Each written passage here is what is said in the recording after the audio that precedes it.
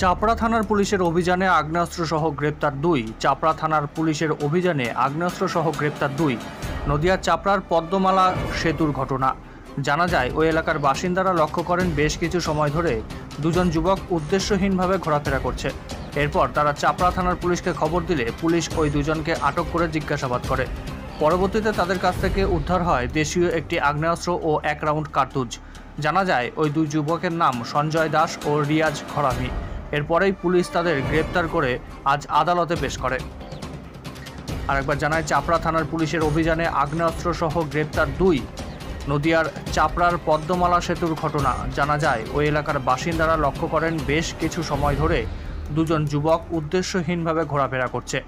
এরপর তারা চাপড়া থানার পুলিশকে খবর দিলে পুলিশ এসে ওই দুজনকে প্রথমে আটক করে জিজ্ঞাসাবাদ করে। পরবর্তীতে তাদের কাছ থেকে উদ্ধার হয় দেশীয় একটি আগ্নেয়াস্ত্র ও ১ রাউন্ড কার্তুজ। জানা যায়, ওই দুই যুবকের নাম সঞ্জয় দাস ও রিয়াজ ঘরামি। এরপরেই পুলিশ তাদের গ্রেপ্তার করে আজ তাদের আদালতে পেশ করে পুলিশ।